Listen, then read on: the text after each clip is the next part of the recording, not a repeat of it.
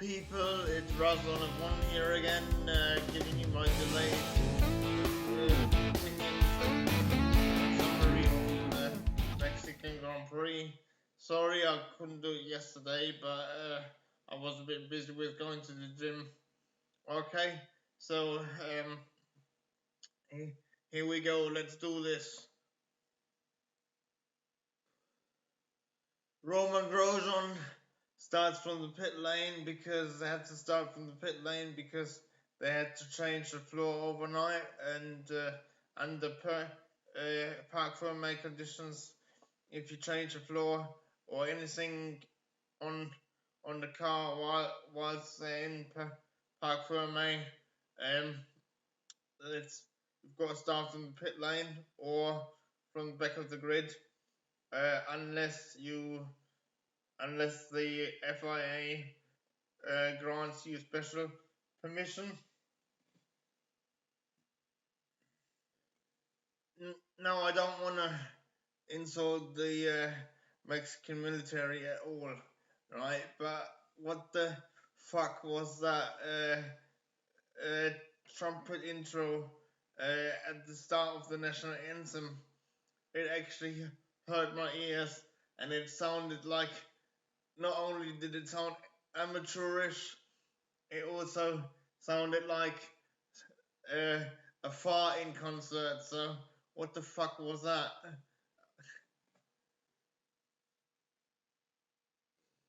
Now, the other thing to mention before we get into the actual race itself was the fact that I was really surprised that Sebastian Vettel did not get a grid penalty for blocking Hamilton in Q3 on Saturday during qualifying.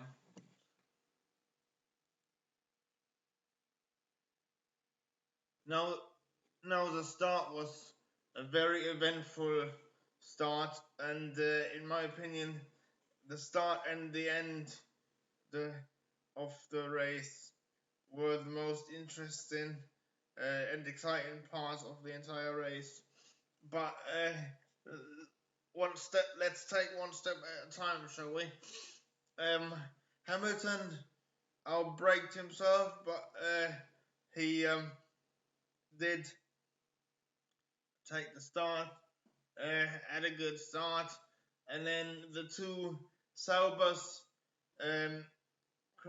crashed into each other, and their line got hit by them.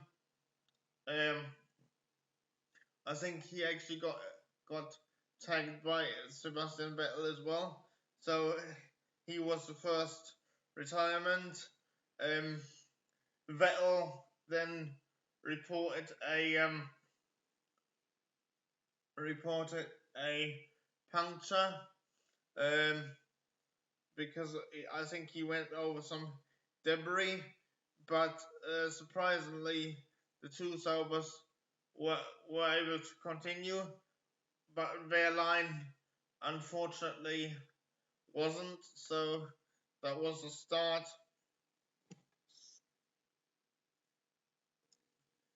The safety car driver Bernd Mailänder was also called out after the carnage of the crash.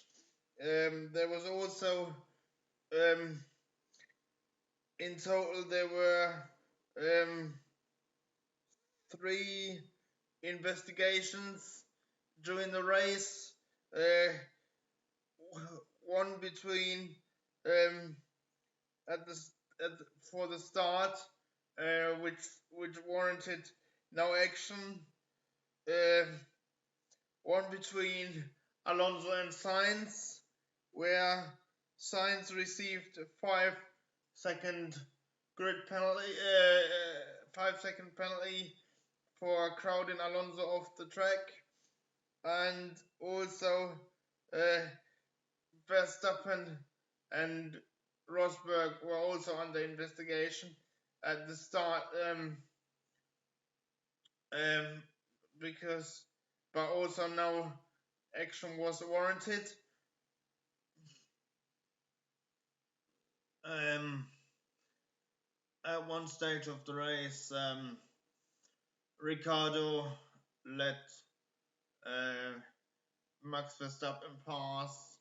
I think that was due to team orders. I think he was told because uh, Verstappen was a lot quicker than he was at the time. Felipe Massa was moving roadblock um, for Sergio Perez because he couldn't he could not for the life of him uh, find a way past to overtake Massa. This went on for about 40 odd laps or something, if I remember rightly. So he must have been pretty frustrated, especially given that it was in front of his home crowd.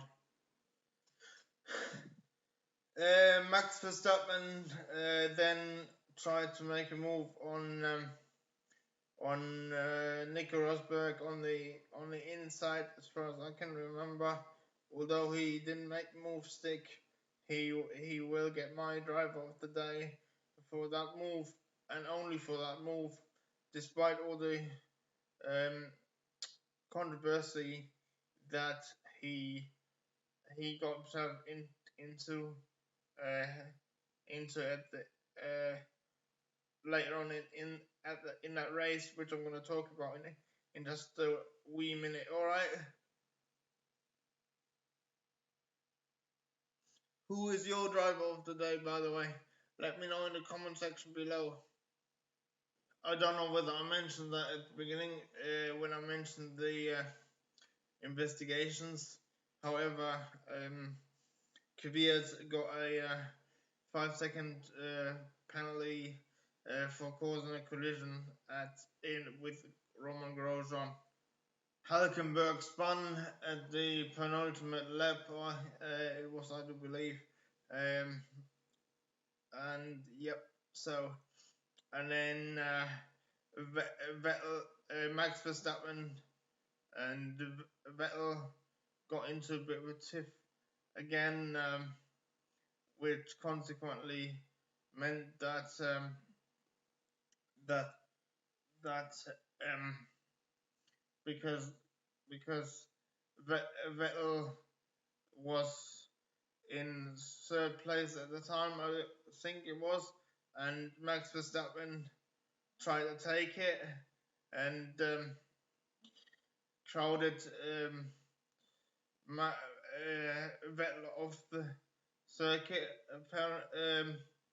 or changed direction or something like that. That then caused the biggest controversy, because Vettel told Charlie Whiting to go and fuck himself or something like that, or he might have told him to fuck off, because he was so angry. But my question to you is, do you think he went too far? I personally think he did. I think he should be Sebastian Vettel should be reprimanded and actually go and see a psychologist or something, because that is definitely not on. I mean, you can't insult an authority figure like that, whether or not it's in the heat of battle. I don't care, and I don't buy his excuse. I mean, uh, it's not the first time that Sebastian Vettel got angry, and I actually think he's got some anger issues that he needs to sort out. If I was um, if I was Ferrari, or if I was Charlie Whiting, I would suspend him for 2 years, just to show him that that's not on. uh, or hand down a really harsh penalty because for the reasons that I mentioned before. But instead, what does Charlie Whiting do? He actually promotes um, Sebastian Vettel for to third place, which happened in in in in the podium room, and uh, Max Verstappen was received a 10-second time penalty, which dropped him down to fifth. I mean, if I was Charlie Whiting, I would have said to Sepp that that even though even though um, what what Max did was totally against the rules, he is gonna keep the third place anyway, just because of of the thing of the fact you that you insulted me, um, and that I think that that would have sent a strong message. But Sebastian Vettel always seems to get his own way, doesn't he? I mean, he never gets himself into trouble. I mean, it's like when he was at his in at Red Bull, he he never he he never obeyed team orders or anything like that. So I think he reckons he's on top of, he's above everybody. So what do you think? I, let me know in the comment section below. Anyway, Hamilton took his 51st win, which of his career, which means that he is now the second most successful driver in Formula One history. Uh, only the only man in front of him is my personal hero, the great Michael Schumacher. Um, my question is can Hamilton actually go on and surpass Michael Schumacher's 91 wins in his career? So can Hamilton actually win another 41 Grand Prix, a minimum of 41 Grand Prix, in order to surpass the the the great Michael Schumacher? What do you guys think? Let me know in the comment section below, and let's get a debate started.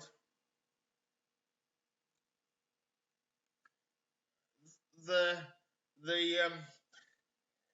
Rosberg secures second place, which means the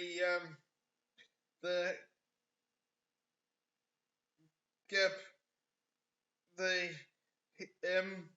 the gap um, in the championship has now shrunk to 19 points, but Rosberg is still leading the championship. But as I said, the the gap has now shrunk to 19 points.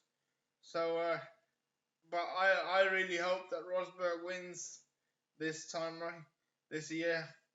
So this concludes my delayed um, review summary of the Mexican Grand Prix. I do hope you enjoyed it. Don't forget to answer the questions and get involved. And yeah, so and share, comment, and subscribe, and also read follow me on my social media, and